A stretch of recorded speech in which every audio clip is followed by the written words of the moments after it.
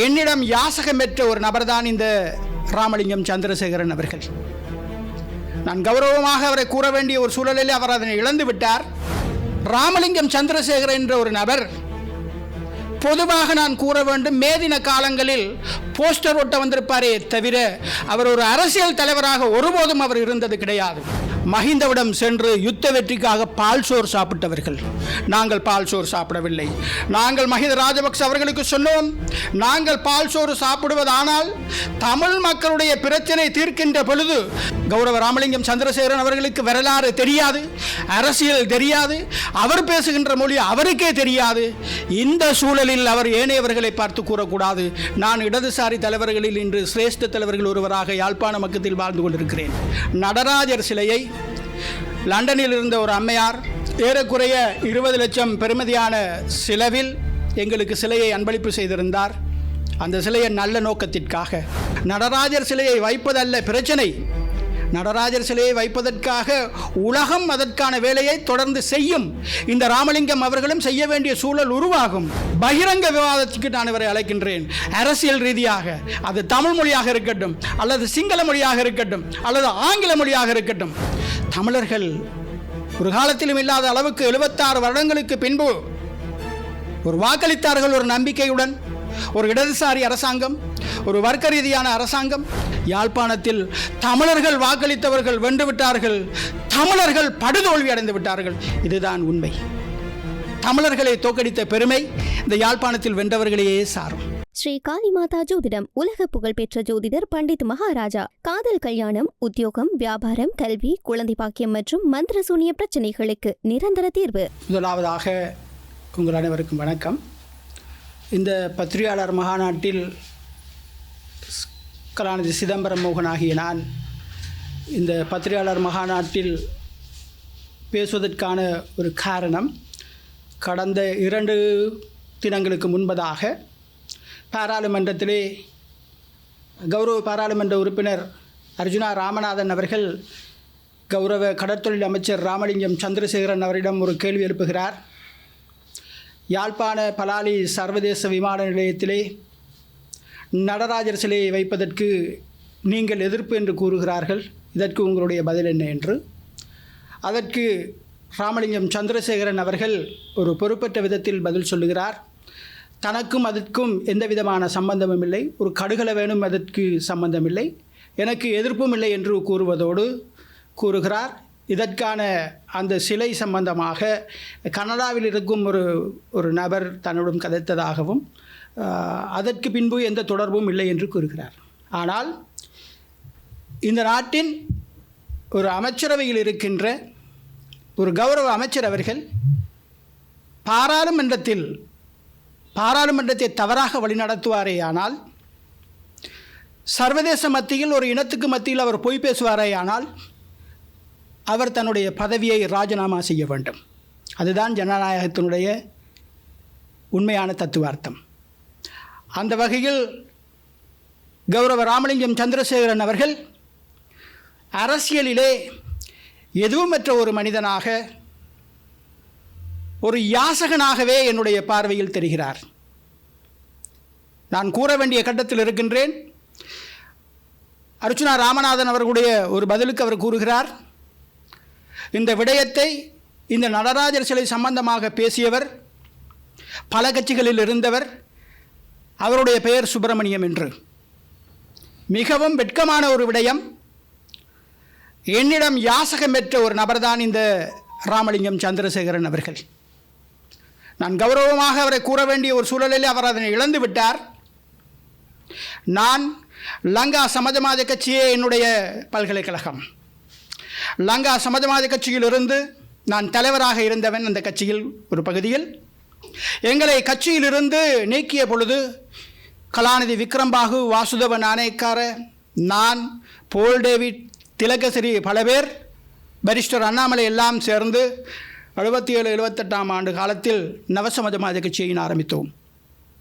நவசமாஜவாத கட்சியில் எங்களுக்கு ஏற்பட்ட கட்சி பிரச்சனையின் பின்பு வாசுதேவ நாணயக்கார தலைமையில் ஜனநாயக இடதுசாரி முன்னணியை நாங்கள் ஆரம்பித்தோம். இதுவே என்னுடைய பல கட்சி வரலாறு. லங்கா சமாஜவாத கட்சியிலும் நான் தலைவராக இருந்த ஒருவன். நவசமத கட்சியில் 78ஆம் ஆண்டு தமிழ் மக்களுக்கு சுயநிர்ணய உரிமை சம்பந்தமாக கதைத்த பொழுது முதலாவதாக தமிழ் மக்களுக்கு சுயநிர்ணய உரிமை உண்டு என்று கூறிய விக்ரம்பாகுவினுடைய கட்சியில் நான் இன விவகாரங்களுக்கான செயலாளராக இருந்தேன். அதன் பின்பு ஜனநாயக இடதுசாரி முன்னணியின் வாசுதேவ நாணேக்கர் அவர்களுடைய அமைச்சில் தேசிய இனங்களுக்கான செயலாளராகவும் சர்வதேச இன விவகாரங்களுக்கான செயலாளராகவும் தேசிய மொழிகள் மற்றும் சமூக ஒருமைப்பாட்டு அமைச்சின் ஒருங்கிணைப்பு செயலாளராகவும் முழு இலங்கையிலும் இருந்த ஒருவன் என்ற வகையில் நான் இடதுசாரி அமைப்புகளில் இன்று டி குணசேகர வாசுதேவ நாணேக்கர அந்த மட்டத்தில் தமிழர்கள் மத்தியில் நான் உயிரோடு இருக்கின்றேன். முழு இலங்கையிலும் கலாநிதி சிதம்பரம் மோகனான். ஆனால் மக்கள் விடுதலை முன்னணி என்ற அந்த அமைப்பில் ராமலிங்கம் சந்திரசேகரன் என்ற ஒரு நபர், பொதுவாக நான் கூற வேண்டும், மேதின காலங்களில் போஸ்டர் ஒட்ட வந்திருப்பாரே தவிர அவர் ஒரு அரசியல் தலைவராக ஒருபோதும் அவர் இருந்தது கிடையாது.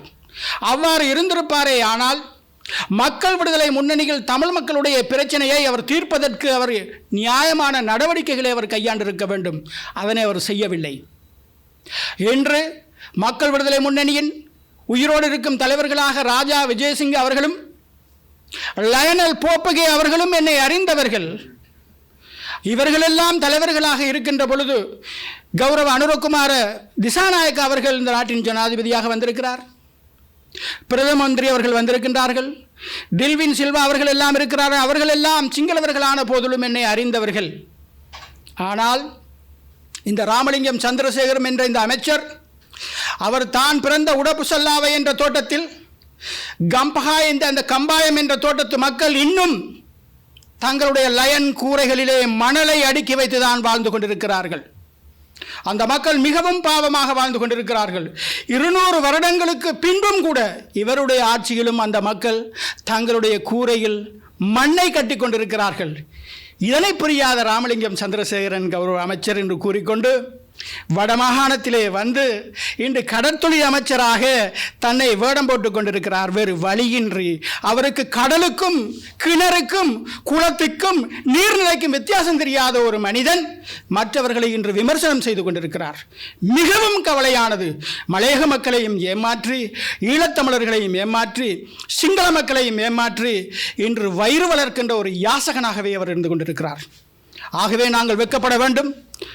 அவர் ஒரு கௌரவ அமைச்சராக இருக்க வேண்டிய ஒரு மனிதன் சராசரியாக இந்த நாட்டில் தமிழ் மக்கள், சிங்கள மக்கள், இஸ்லாமிய மக்கள், சகல மக்களும் ஒற்றுமையாக வாழக்கூடிய ஒரு சூழலை உருவாக்க வேண்டும் நம்பிக்கையின் பேரில் நான் வாழுகின்ற வட்டுக்கோட்டையில் 12,500 வாக்குகள் அனுரகுமார திசாநாயக் அவர்களுக்கு நாங்கள் பெற்றுக் கொடுத்தோம்.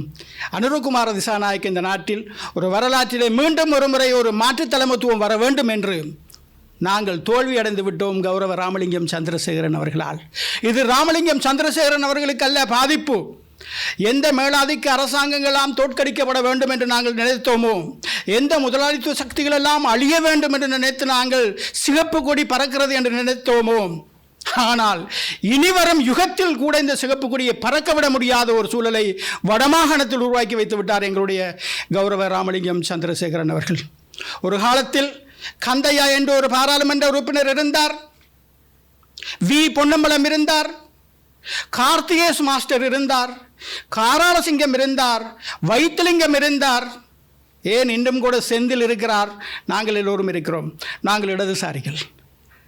அதிகாரத்தில் நாங்கள் இல்லாத போதிலும் தமிழர்களுக்கு எதிராக ஒரு துளி அளவேனும் நாங்கள் கதைக்காதவர்கள். தமிழர்களுடைய சுயநிர்ணயை நாங்கள் அங்கீகரிக்கிறவர்கள். வர்க்க போராட்டத்தை அன்றும் இன்றும் என்றும் ஆதரிக்கிறவர்கள். யுத்தம் முடிந்த பின்பு இன்று கதைக்கின்ற இந்த ராமலிங்கம் சந்திரசேகர் அவர்கள்தான், இவர்களுடைய குடும்பம், இவர்களுடைய அரசியல்வாதிகள் தான் மஹிந்தவிடம் சென்று யுத்த வெற்றிக்காக பால் சோறு சாப்பிட்டவர்கள். நாங்கள் பால் சோறு சாப்பிடவில்லை.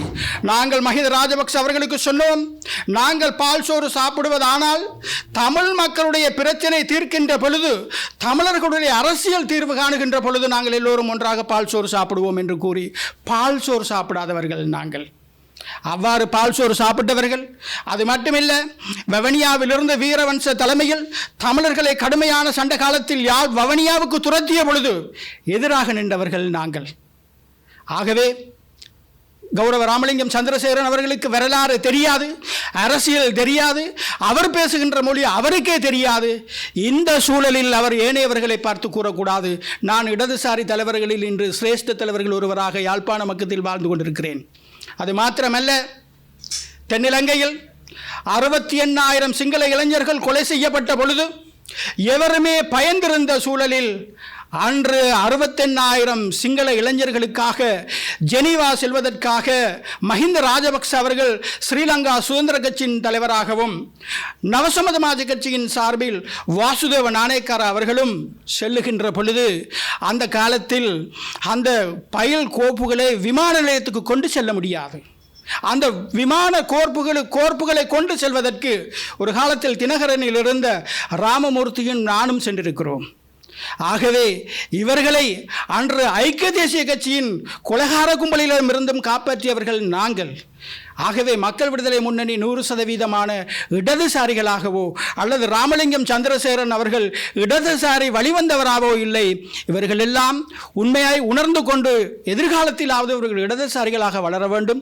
நான் கூற வேண்ட விடயத்தை நான் கூற வேண்டும். இந்த சந்தர்ப்பத்தில் 2025ஆம் ஆண்டு தை மாதம் 18ஆம் தேதி பிற்பகல் 2 மணிக்கு நாங்கள் ஒரு கலந்துரையாடலின் பேரில் நடராஜர் சிலையை லண்டனில் இருந்த ஒரு அம்மையார் ஏறக்குறைய 20 லட்சம் பெறுமதியான செலவில் எங்களுக்கு சிலையை அன்பளிப்பு செய்திருந்தார். அந்த சிலையை நல்ல நோக்கத்திற்காக நான் ஒரு தமிழ் பௌத்த அமைப்பின் தலைவர் என்ற வகையிலும் இந்து பௌத்த ஒற்றுமைக்கான தலைவர் என்ற வகையிலும் அந்த சிலையை பூசை பண்ணுவதற்காக அல்ல, பலாலி விமான நிலையத்திலும் கட்டுநாயக்க விமான நிலையத்திலும் புத்த பகவான் இருப்பது போல் எங்கள் தில்லை நடராஜனும் இருப்பதன் மூலமாக இலங்கைக்கான கலாச்சாரத்தை சர்வதேசம் புரிந்து கொள்ள வேண்டும் என்ற நோக்கத்தோடு அந்த சிலையை வைப்பதற்கு நாங்கள் எல்லா விதமான முயற்சிகளையும் செய்து அந்த சிலையை சந்தியிலிருந்து ஊர்வலமாக நாங்கள் சென்றோம். அந்த விழாவிற்கு கௌரவ சுனில் செனவி கலாச்சார அமைச்சர் அவர்களும் இன்று பாராளுமன்றத்தில் என்னை சுப்பிரமணியம் என்று பெயர் மாறி கூறுகின்ற ராமலிங்கம் அவர்களும் பொங்கல் பானைக்கு அரிசிட்டார்கள். அந்த மேடையிலே பேசினார்கள். அப்பொழுது நாங்கள் கலந்துரையாடி கொண்டிருந்த பொழுது இந்த சிலை சம்பந்தமாக கதைத்த பொழுது சுனில் செனவியிடம் நாங்கள் சொன்னோம், இந்த சிலையை வைப்பதன் மூலமாக 113 நாடுகளிலே வாழுகின்ற தமிழர்கள் மத்தியிலே ஒரு மாற்றம் ஏற்படும், தமிழ் சிங்கள மக்கள் மத்தியிலே ஒரு ஒற்றுமை ஏற்படும். இதனை நாங்கள் பூஜை பண்ணுவதற்காக அல்ல, ஒரு கலாச்சாரமாக நாங்கள் இதனை பேணி பாதுகாப்பதற்கு உதவ வேண்டும் என்று கேட்ட பொழுது அவருடைய முகபாவனையில் அவருடைய செயலில் அதை முழுமையாக ஏற்றுக்கொண்ட நிலையில் இவர் சிங்களத்தில் சொன்னதை நான் கூறுகிறேன். අපි මේ ගැන අපිට දැන් වෙන විදියකට හිතන්නත් බෑ.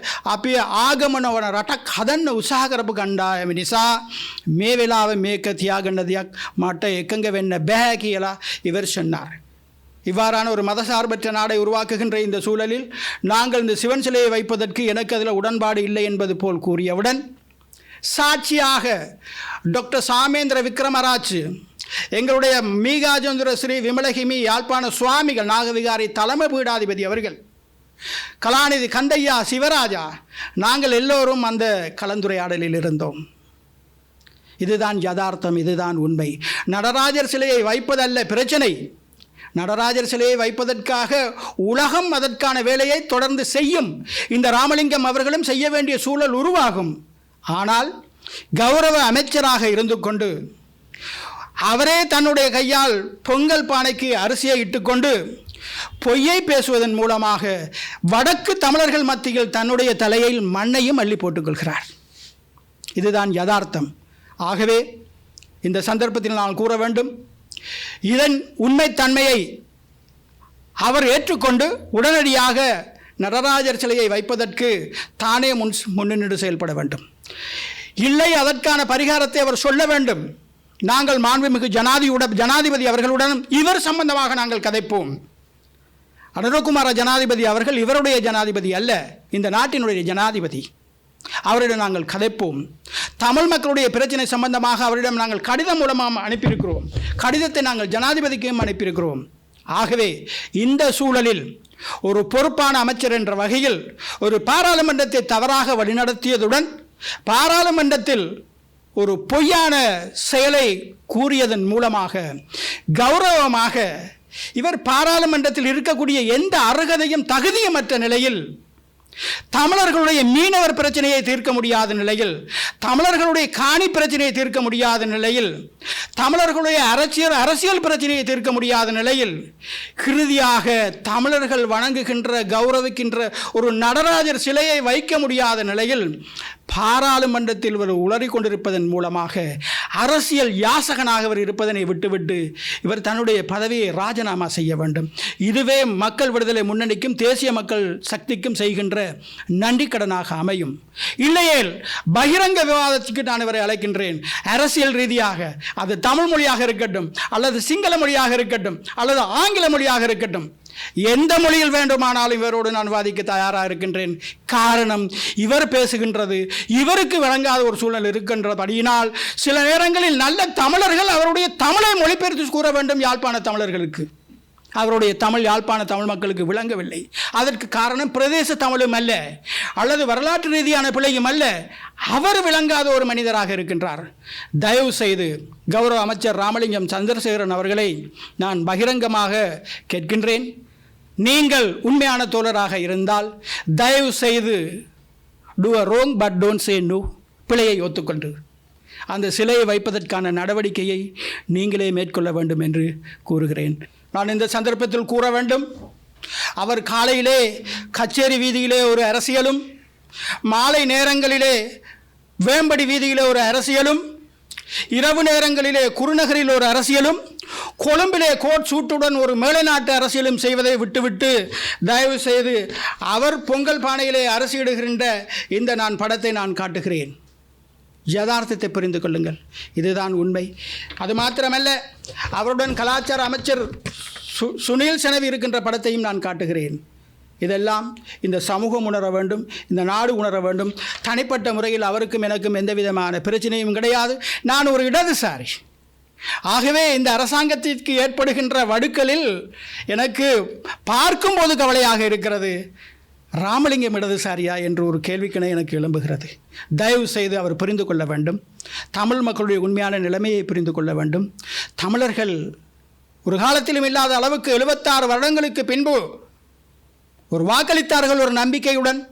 ஒரு இடதுசாரி அரசாங்கம், ஒரு வர்க்க ரீதியான அரசாங்கம், ஒரு காலத்தில் தாங்களும் ஆயுதம் ஏந்தி தங்களுடைய உரிமைக்காக போராடிய ஒரு அமைப்பின் தலைவர்கள் கேட்கின்றார்கள். ஆகவே வழியை உணர்ந்தவர்கள் என்று மாண்புமிகு ஜனாதிபதி அவர்களுக்கு வாக்களித்தார்கள். அதே போன்று யாழ்ப்பாணத்திலும் வாக்களித்தார்கள். ஆனால் யாழ்ப்பாணத்தில் தமிழர்கள் வாக்களித்தவர்கள் வென்றுவிட்டார்கள், தமிழர்கள் படுதோல்வி அடைந்து விட்டார்கள். இதுதான் உண்மை. தமிழர்களை தோற்கடித்த பெருமை இந்த யாழ்ப்பாணத்தில் வென்றவர்களையே சாரும். நான் நியாயமான அளவுக்கு இந்த நாட்டில் முழு இலங்கையிலும் வேலை செய்தவன், சர்வதேசத்தில் வேலை செய்தவன். நான் ஒருபோதும் இனங்களுக்கு எதிராக அல்லது இனங்களுக்கு வேறுபாடான கருத்தை கூறுபவன் அல்ல. ஆகவே இந்த நாடு எங்களுடைய நாடு. தமிழ் சிங்கள இஸ்லாமிய மக்கள் ஒன்றுபட்டு வாழ வேண்டிய ஒரு நாட்டிலே இவரை போன்றவர்களால் மீண்டும் தமிழ் மக்கள் சர்வதேச ரீதியில் தலை குனிந்துள்ளார்கள். ஆகவே இதனை சர்வதேசமும் இலங்கையும் அதிஉத்தம ஜனாதிபதி அவர்களும் தென்னிலங்கையும் புரிந்து கொள்ள வேண்டும். மீண்டும் கூறுகிறேன், எதிர்வரும் காலங்களில் அபிவிருத்தி குழு மகாநாடு நடைகின்ற பொழுது உண்மையிலே அவர் கூற வேண்டும், எங்களுடைய கௌரவ அமைச்சர் பிமல் ரத்நாயக்க அவர்கள் வடமாகாணத்தின் அபிவிருத்தி குழு அமைச்சரா அல்லது ராமலிங்கம் சந்திரசேகரனா என்று. உண்மை புரியாத நிலையில் தமிழ் மக்களுக்கு அபிவிருத்தியும் இல்லை, எந்தவிதமான இதுகளும் இல்லை. இது யார் அபிவிருத்தி குழு தலைவர் என்று தெரியாத நிலையில் அரசாங்க அதிபர் ஒருபுறம், ஆளுநர் இன்னொரு புறம், இவர் இன்னொரு புறம், மக்கள் நடுத்தருவில் நிற்கின்ற ஒரு சூழல் இருக்கிறது. ஆகவே தயவு செய்து இந்த மக்களை காப்பாற்ற வேண்டிய பொறுப்பு இந்த நாட்டின் ஜனாதிபதி கௌரவத்துக்குரிய அனுரகுமார திசாநாயக்க அவர்களுக்கு இருக்கிறது. இடதுசாரி என்ற வகையில் என்னுடைய வகிபாவத்தை நான் இந்த சந்தர்ப்பத்தில் கூறாது போனால் யார் இடதுசாரி என்ற கேள்வி வந்துவிடும். சில நேரங்களில் ராமலிங்கம் தன்னை இடதுசாரி என்று கூறி மீண்டும் இந்த மக்களை ஏமாற்றி விடுவார். தயவு செய்து அவர் இடதுசாரி அல்ல என்பதை இந்த சந்தர்ப்பத்தில் நான் கூறி என்னுடைய இந்த பத்திரிகையாளர் மாநாட்டை நிறைவு செய்கிறேன். நன்றி, வணக்கம். அது நிச்சயமாக போய் நான் ஆதாரங்களுடன் காட்டுகிறேன். ஆதாரங்களுடன் நீங்கள் முடியுமானால் எங்களுடைய விகாராதிபதி மீகாஜேந்திர விமலதேரர் அவர்களை அணுகி கேட்கலாம் எது உண்மை என்று. அடுத்த கட்ட நடவடிக்கை இந்த நாட்டினுடைய ஜனாதிபதி அவர்கள் மேற்கொள்ள வேண்டும். நான் அதில் சிங்களத்தில் வேண்டுமானாலும் சொல்லுகிறேன். அதுக்கு ஒரு ஜனாதிபதி තුමාණනි සිංහලායගේ සහයෝග නැතුව දෙමළායට මොනවත් කරගන්නත් බෑ. දෙමළායගේ උරුමයක් වෙනුවෙන් මහජාති හැටියට සිංහලාය උනන්දුවෙක් නැත්නම් මේ දේශය එකතු කරන්නත් බෑ.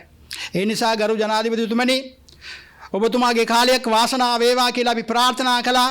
මේ ලංකාවේ ජ්‍යෙෂ්ඨ වමේ පෙරමුණ නායකයෙක් හැටියට මම අද ඩී ගුණසේකර වාසුදේව පසුව දෙමළාය හැටියට මම තමයි ජීවත් වෙන්නේ උතරේ. ඒ නිසා ගරු ඔබතුමාගේ පක්ෂයේ ඉන්න දීවර ගරු එමෙති රාමලිංගම් චන්ද්‍රසේකරන් නෙවෙයි වාමංශිකෙක්. ඔබතුමා කාලෙක් යාව මේ දිනවලට සලසල් එලවන්න නැත්තම් කොඩියක් දාගන්න බැනර් දාගන්න තිබුණා නම් ඔක සාධාරණයක්. නමුත් දෙමළායගේ ප්‍රශ්නයකට යාට උත්තර දෙන්න බැරි මිනිහෙක් හැටියට මම දකිනවා. ඒ නිසා අපේ වමේ හැටියට ඔබතුමා අපේ වමේ දරුවෙක් හැටියට මේ සාධාරණ කිතාගෙන යාපනයේ උතුරු පළාතේ වැඩ කරන දියක් අවශ්‍යයි. වමට ජය වේවා කියන අවස්ථාවේදී අපේ බුදුන්ගේ ධර්මය, හින්දුන්ගේ ධර්මය, සිවදෙයියන්ගේ ධර්මය 33 කෝටි දෙවිවරුන්ගේ ආශිර්වාදයකට ඔබ ලැබේවා කියලා ප්‍රාර්ථනා කරමින් ගරු රාමලිංගම් චන්ද්‍රසේකරන්ට මේ වෙලාවේ දේශපාලන වශයෙන් ඔබතුමා උගන්වන්නේ. එච්චරයි මං කියන්නේ. ஸ்ரீ காளிமாதா ஜோதிடம் உலக புகழ்பெற்ற ஜோதிடர் பண்டித் மகாராஜா. காதல் கல்யாணம், உத்தியோகம், வியாபாரம், கல்வி, குழந்தை பாக்கியம் மற்றும் மந்திர சூனிய பிரச்சனைகளுக்கு நிரந்தர தீர்வு.